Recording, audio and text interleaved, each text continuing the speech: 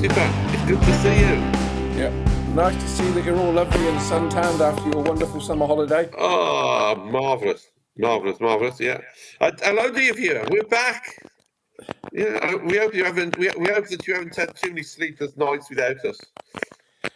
There's always a worry when you don't post regularly that people drift away and watch Rev Chat written by somebody else.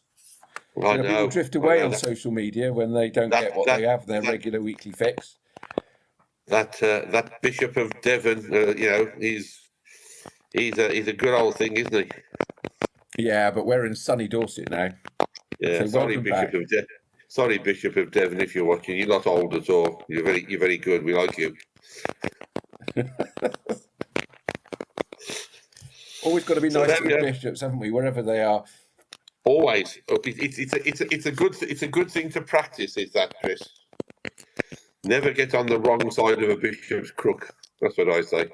Yeah. No, I didn't say the bishop. I didn't say the bishop with a crook, Chris. I said never get on the wrong side of the bishop's crook. It's a good job there's no delay in this sound, isn't it? Adding in bishop and a crackle that comes out the word with. Yeah.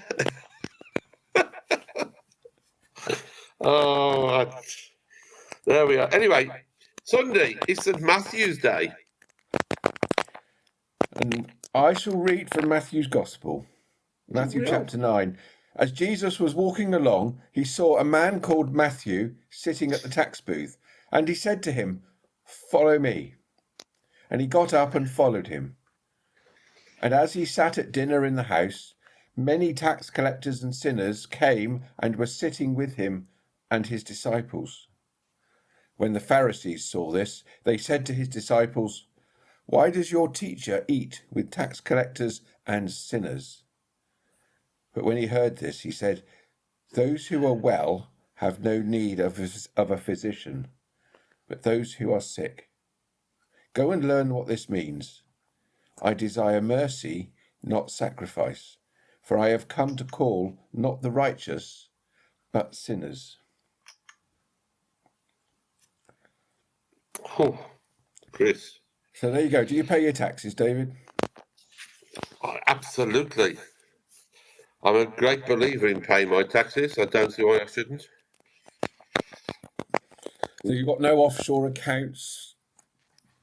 Now, Chris, would you expect me to tell you even if I had? No. No, jolly good.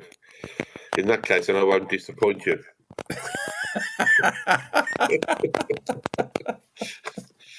See, all these figures with his hidden funds. We never know, do we, how we've got absolutely not a penny to rub together, or have we? I have to be honest, Chris. I don't think I'd know how to set up an offshore account if you asked me to. So there you are. Do you know what? And I think the cost of setting one up or paying somebody who might know how to do it would probably far exceed the total wealth of you and me combined. That means you've got very little money then, Chris. Well, let's face it, we're not in a profession that gives us a lot of money. It's not money. It's not about money. And rightly so. Quite right so, because other people are paying it for us, so that's what we have to remember. Anyway, tax collector. He was a bit like Donald Trump, this chap, wasn't he, Matthew? Because he kept on imposing kind of tariffs he fancied to anybody who turned up, I think. Oh, that was quick, because you did say beforehand, I've got to get the word tariff in quickly. I did. I thought I'd just get it over and done with before we got going. But so does that mean we just pay our tariffs without questioning whether we should? Well, Matthew expected you to do that, I think, didn't he? Because they weren't liked, were they, tax collectors in Jesus' time? No, because I think tax collectors were a little bit linked with the word corruption, weren't they? Yes. They collected their tax, and if they collected more, it went in their pocket. Exactly. But yeah, it does come up with an interesting scenario on the politics, isn't it? Of, Jesus says, "Pay unto Caesar what is Caesar's, and pay unto God what is God's." That's right. It's when do you get involved in who decides how much you pay? Well, in society, it would be Caesar, wouldn't it? If he said, you're going to have to pay me 3 denarii for every whatever it is. Yeah. You pay it, don't you? But then do we protest on the streets to say we still pay, but we say actually we don't want to pay quite so much, or somebody else should pay it for me? Tax Or another. people That who've seems got to be more the money politics than at me the should moment. pay more than me. That's the key, isn't it? You know, and in Jesus' time, were the taxes being used wisely? We don't know, do we? Presumably they weren't. They were being given to Well, I emperors. presume there wasn't a national budget published. Probably not. No, probably not. Yeah. But you could argue actually that at the time, the tax collectors paid their money to Caesar, who was an occupying force. No, that's the nub of this reading, really, isn't it? So the people didn't like the idea of having all these Roman soldiers around and wanted them gone, and they were of course funded through the tax, and they wanted their freedom. A bit like today, the Jewish population, of which Matthew was one, despised anybody who occupied their land. Can we change the subject? Let's go back to Mr. Trump, shall we? Let's go back to tariffs.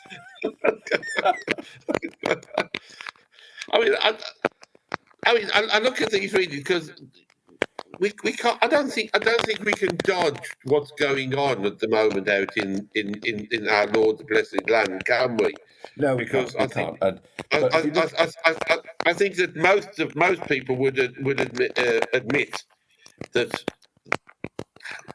it's wrong. It's wrong, and what's wrong is, like you say, I think every person we meet, you got to sit and think, no, there's a person loved by God and loved by Jesus. There's a person loved by God. And and this is just what I seem to be observing, you get people who think that other people are not as worthy as you are. You start to treat them differently. And that's where you get that line, why does your teacher eat with tax collectors and sinners?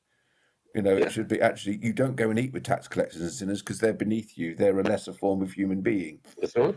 And our message as Christians, and it's one I will stand up and defend, is every human being is equal in the eyes of God. Every human being is loved in the eyes of God.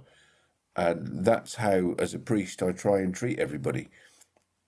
It's almost impossible to do, but then so much of what we read in our Bibles is almost impossible to achieve. But that doesn't stop us aiming at it. See, what I think is important, again, about not just this story, but many stories, is the fact that Matthew's life was changed by Jesus and what he did and what he stood for. Yes. And that, for me, is the central message about Christianity, that Jesus changes our lives significantly. Yes, he does. And, but also he didn't come away into his own little holy huddle. No. And I still see this, some people in church. If you're in church and you only ever socialise and meet with other people who come to church, maybe we need to think about actually who is it we're socialising with. There are times you need to go outside and eat with tax collectors and sinners, even if that means standing in the middle of a green cricket pitch. Yeah. And Jesus, in Matthew's life, Jesus made, or not didn't make, but Matthew amended his life because of what Jesus taught, didn't he? Yes. Well, I think that is part of the key message for this. And what Jesus has done is drawn somebody back to God, hasn't he? Yes, he's drawn them back to God, and if you look at that, go and learn what it means. I desire mercy, not sacrifice.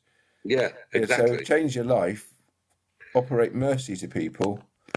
Don't just come to church and say, right, I've done my worship for the week, therefore I can go off and not have my life changed. That's but right. Actually, your life, by giving your sacrifice to God, you give mercy to everybody else. and that's what changes everything. It does. And that's what makes us different people. You know, if we claim to be followers of Jesus, well, Jesus stood up for what that meant, showing mercy to people, sitting down with tax collectors, sitting down with sinners, sitting down with the poor and the marginalised and the rejected, and sitting down with all of those. And he stood up for that, and he gave them all mercy. He didn't ever stand up and say, "You're not good enough."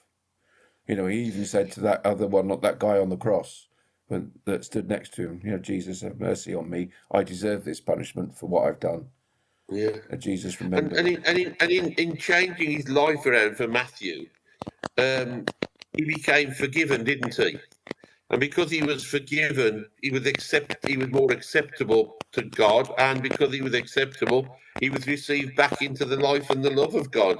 And I think that's what our message is all about. That we are forgiven, we do become acceptable, and then we receive back into God's love. And it's a message of hope and great excitement, I think. Yes, and it's a message of hope that we desperately need as well, I think. Yeah. You know, we're in a society that just seems to be everything's getting worse and worse. Yeah. You know, it's the number of people I talk to with things like they're desperately waiting for operations and their health is deteriorating. Yep. And, you know, there's so much of that just needs God's love involved. And there's so much in the world, you know, not just in the Israel-Gaza situation, but in Russia or Ukraine. You look at the situation in our own twin dioceses, in the Sudan and South Sudan, of continually into tribal fighting and killing. You know, I remember seeing in a book by the former Bishop of Durham, who died, David, whatever his name was. He had this vision of God sitting on a cloud, saying, shaking his fist at the world and saying, "If you don't stop it, I'm going to come down there and thump you." And I think at times we need God to come down and thump a few people, don't we? Yes, and strangely enough, he doesn't. He doesn't. No, that's just it. He leaves that for us, and it's almost our job to keep. Well, I would always say doing the opposite of just keep on loving people. Yeah. To the point of actually the love speaks louder than the coming down and thumping people. Because what I've seen in what's going on out in the Holy Land, etc., is that a response to something that was evil, and I don't think you or I or anybody would not say that what happened on that day was not evil in some ways, but the amount of retribution that's been poured, all that's happening, you're storing up, I think. They're storing up even more chance for even further retribution back again in years to come, because people don't forget in a hurry, do they? No, they don't. You know, I mean, the biggest challenge really for anybody like that is make people want to be part of your kingdom. Yeah. You know, it's the same with Russia, isn't it? You know, if Putin was so nice and helpful and promoted the welfare of those in Ukraine, they'd want to be part of Russia. But he's doing the opposite, and the same with Israel, Palestine. And they've been punished. You know, this isn't something that happened on October, whatever it was. This is something that's been going on for 60, 70 years. Yeah, and longer. And longer, or 2,000 years, or five, however long you want it to be. Well, this story is about this story is about the occupying of Israel, isn't it? Yes, it is. It's. As you said earlier, who do you pay your taxes to? The Romans, i.e., Caesar, or or somebody else. So it's a very complicated one, but it does go to the heart of actually, I think, our Christianity having to make a difference, having to stand up and actually being different, and it can't be just one of words. That's right, and of course we have our own system of worry over who should we pay and how much should we pay. It's called the parish share, isn't it? It is. And what does that do? Rather than paying a Roman soldier, it goes to paying your directors. Yeah, but people don't understand. You don't understand that you don't get it. You can't have everything for free. At some point, we have to find a way of trying to of pay our due to ensure that the faith continues. Yeah, because let's face it, we need to eat as well.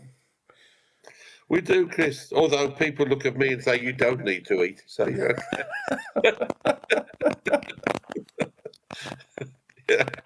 yeah, we could knock a few pounds off your stipend because you're eating too much. The best way, I don't know.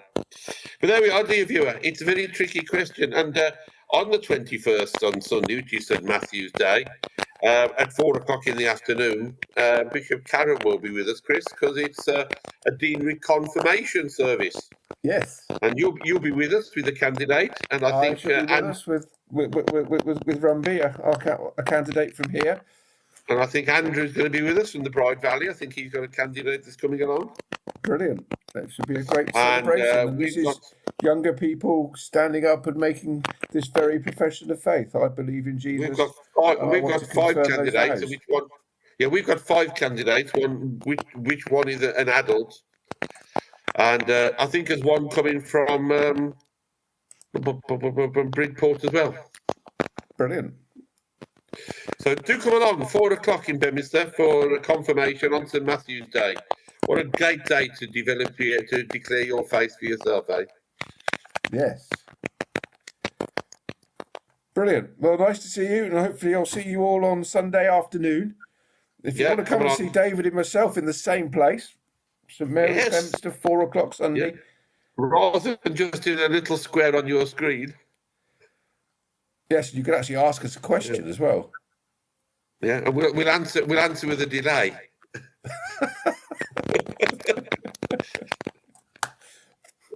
Or just defer to the other. Yeah, there we are. Anyway, good to see you, dear viewer. Glad to be back, and we'll be back again next week, hopefully, Chris. Hopefully. All right. Yeah. See you all. Bye, viewers. Thank you. Bye.